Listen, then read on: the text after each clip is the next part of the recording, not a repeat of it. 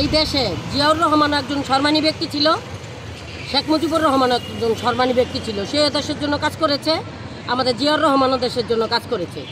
কিন্তু যত অন্যায় শেখ হাসিনা করেছে, শেখ মুজিব কোনো অন্যায় করে নাই। সে খুব ভালো লোক ছিল। তার অন্যায় একটাই ছিল যে ডালিমের বউরে তার ছেলে তার সাথে অন্যায় করেছিল, সেটা বিচার করে নাই।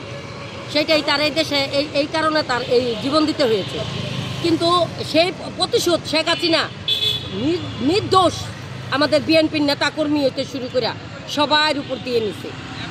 এটারে প্রতিহিংসা হিসাবে নিছে।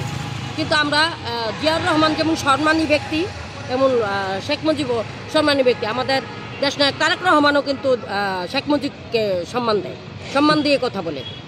কিন্তু এখন একই দিনে সে যেদিন মারা গেছে সেদিন আমাদের বেগম জিয়ার জন্ম হয়েছে। তাই ওনার মৃত্যুবার্ষিকী দেখে কি আমরা তার জন্মদিন পালন করব না? সেটা এখন তার মৃত্যুবার্ষিকীর দিন কি কারো জন্ম হতে পারবে না? আমার ছেলে বলেন, মেয়ে বলেন, আমার আত্মীয় স্বজনের কি বাচ্চা কাচ্চা জন্ম হবে না? এখন তার মৃত্যুবার্ষিকী দেখে কি কারো জন্ম হতে পারবে না? তার জন্মদিন দেখে, তার মৃত্যুদিন দেখে কি আমাদের বেগম জিয়ার জন্মদিন হবে না? আমরা সম্মান দেই তার মৃত্যুবার্ষিকীও। তারা আমরা যেমন আমাদের জিয়াউর রহমানের মৃত্যুবার্ষিকী করতে দেয় নাই তারা। আমরা লুকায় আমাকে একটু খিচুড়ি রাঁধতে দেয় নাই, আমাদের একটু বিরিয়ানি রাঁধতে দেয় নাই, আমাদের গরিবদের মাঝে যে আমরা একটু বস্ত্র এবং কিছু খাবার বিতরণ করব সেইটাও আমাদেরকে পুলিশে দেওয়া দিছে। আমাদের সেই বিরিয়ানির পাতিল ফেলাই দিছে, আমাদের খিচুড়ির পাতিল ফেলে দিয়েছে। পুলিশ আমাদেরকে রাস্তায় দাঁড়াইতে দেয় নাই। তারপরও তো চুরি চামারি করে আমরা যেমনিই পারছি আমাদের কাজ আমরা সফল করছি। জিয়াউর রহমানের মৃত্যুবার্ষিকী আমরা পালন করেছি। তাই আমরা এখন এরাও মৃত্যুবার্ষিকী পালন করুক, আমাদের কোনো এখানে কোনো বাধা দিতে নেই। এরা করুক, আমরাও তো আমাকে বেগম জিয়ার জন্মদিন আমরা চুরি করে পালন করছি। তাই আমরা এবার তো আর চুরি করতে হবে না। এবার আমরা খুশির সহিত যেভাবে পারি আমরা অনেক উল্লাস করব। আমাদের ম্যাডামের বেগম জিয়ার জন্মদিন আমরা কেক কাটবো। যেমন আজকে আমাদের আরাফাত রহমান কোকো ভাইয়ের কেক কেটেছি, খুব ভালো লেগেছে। আজকে আর আমাদের লুকায় কোনো কিছু করতে হয় নাই। যেমন আমাদের এখানে আমাদের বড় বড় নেতাকর্মীরা সবাই বনানী কবরস্থান তার কবর জিয়ারত করেছে। এখন আর পুলিশের ভয় ছিল না। আর আগে আমরা বের হইলে শেখ হাসিনা আমাদের পিছনে 1 কোটি পুলিশ দিয়ে দিত আমাকে পাহারা দেওয়ার জন্য। আজকে সেই পাহারাদাররা কোথায়? কই আমাদের তো আজকে তো পাহারাদার লাগতেছে না। শুনেন, আমাদের দেশনায়ক তারেক রহমান এইভাবে দেশ চালাবে যে আমাকে পুলিশের পাহারা লাগতো না। কারণ আমরা এই দেশের জনগণের কোনো ক্ষতি করব না, তাহলে আমাদেরকে আবার পাহারা দেওয়া লাগবে কেন?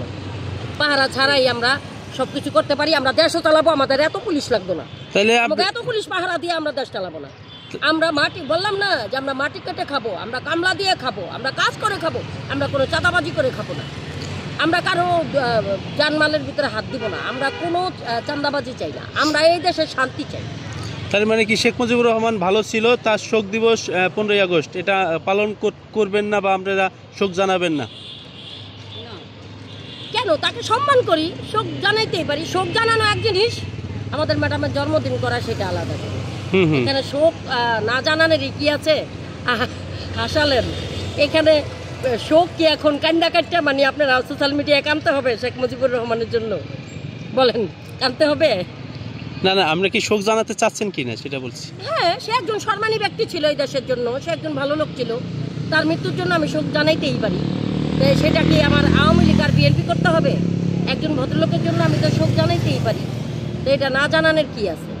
বা হেরাও আমাকে বেগম জিয়ার জন্মদিন উপলক্ষে সে হ্যাপি বার্থডে শুভেচ্ছা জানাও, সমস্যা নেই কোনো। আমরা এই দেশে কোনো রাহাজানি করতে চাই না। আমরা প্রতিহিংসার রাজনীতি করব না।